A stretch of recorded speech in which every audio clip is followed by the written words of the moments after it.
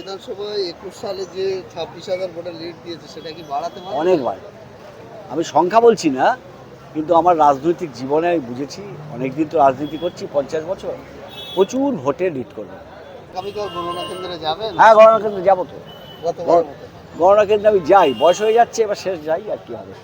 এই কি শেষবারে যাবেন? হ্যাঁ, শেষবার যাই। আমাদের সব ছেলে ছোকরারা ভাঙড় উদ্ধার করছে, ছেলে ছোকরাদের পাশে থাকতে হবে।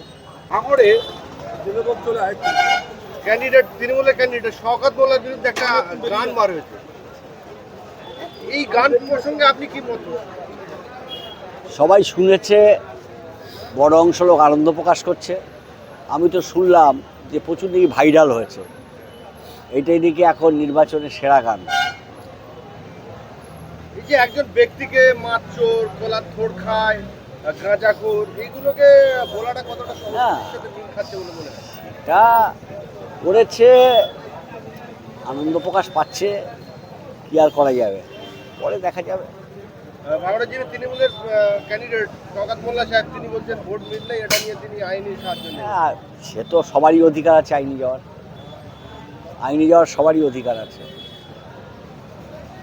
আইনে গেলে সেটা কতটা আইনে সাহায্য পেতে সেটা পারে? বিচারকরা বলবে, সেটা বিচারপতিরা বলবে কতটা সাহায্য পাবে কি পাবে না।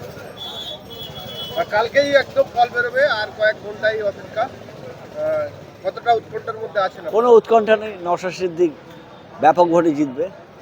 ভোটটা তো কর্মীরা করেছে, জানে তো, ভাঙড়ের লোকের মন জানে তো। উনি যখন প্রচারে গেছেন তখন শুধু মহিলারা বেরিয়েছিলেন ভাঙড়ের, মানে প্রায় 1 লাখ মহিলা বেরিয়েছিলেন রাস্তায়।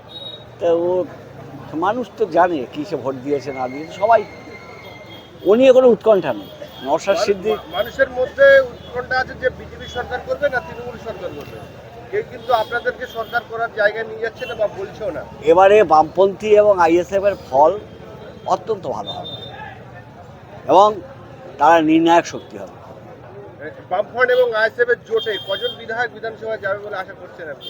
আমি তো আর নই, অ্যাস্ট্রোলজার নই, কিন্তু যেভাবে জনগণ রাস্তায় নেমেছেন, বামপন্থী এবং আইএসএফের সংখ্যার দিক থেকেও বাড়বে এবং গুণগত পরিমাণ বাড়বে, পরিমাণগত পরিমাণ বাড়বে। বেশ কিছু রাজনৈতিক বিশেষজ্ঞরা বলছেন যে পশ্চিম বাংলা থেকে 2026-এ তৃণমূল বিজেপির মধ্যে একটি রাজনৈতিক দল উঠে যাবে। যদি বিজেপি ক্ষমতা না আসতে পারে, বিজেপি আর পশ্চিমবাংলায় তারা হাল ছেড়ে দেবে। তো অনেক দিন ধরেই তৃণমূল আর বিজেপির সঙ্গে সেটিং আছে, সেটিংটা তো দীর্ঘদিনের সেটিং। সুতরাং কে উঠবে সবই তো আরএসএসের ছাতার তলে আছে। বিজেপিও আরএসএসের ছাতার তলে, আর তৃণমূলও আরএসএসের ছাতার তলে। এখন কে উঠবে না উঠবে সেটা বড় কথা নয়। ও দুজনই হলো আরএসএসেরই প্রোডাক্ট। বিজেপিও আরএসএস নিয়ন্ত্রণ করে, তৃণমূলও আরএসএস নিয়ন্ত্রণ করে। কালকে একদম ভোট ঘটনা এতক্ষণ ক্লিয়ার হয়ে যাবে কে কোন জায়গাতে জিতে গেছে, আগে সার্টিফিকেট দেওয়া হয়েছে। কি বলবেন সাধারণ মানুষের উদ্দেশ্যে?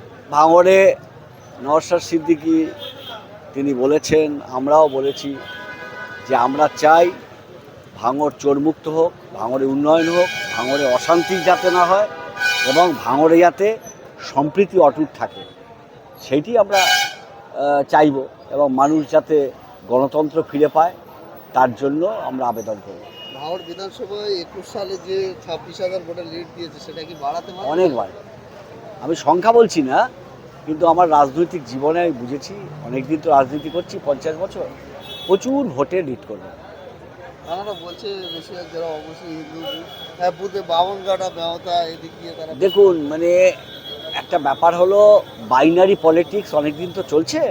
বাইনারি পলিটিক্স, যে দুটো সম্প্রদায়ের মধ্যে বাইনারি পলিটিক্স, এটা তৃণমূল আর বিজেপি করাচ্ছিল। কিন্তু বাইনারি পলিটিক্স এবার অনেকটা ভেঙেছে।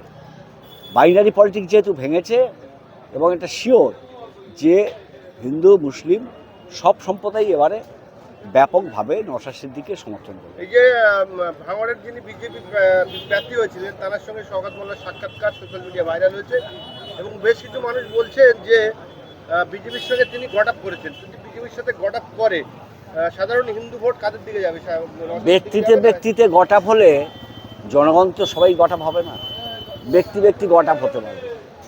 আমি তুমি গট আপ হলাম, কিন্তু আমার যারা দীর্ঘদিন মার খাচ্ছে সমর্থকরা, তারা গট আপ হয়ে যাবে।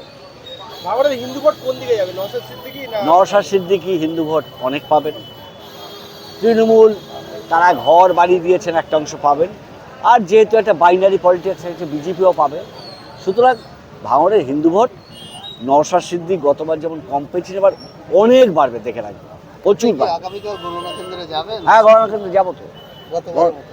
গণনা কেন্দ্রে আমি যাই, বয়স হয়ে যাচ্ছে, এবার শেষ যাই আর কি হবে। এই কি শেষবারে যাবেন? হ্যাঁ, শেষবার যাই, আমাদের সব ছেলে ছোকরারা ভাঙড় উদ্ধার করছে, ছেলে ছোকরাদের পাশে থাকতে হবে।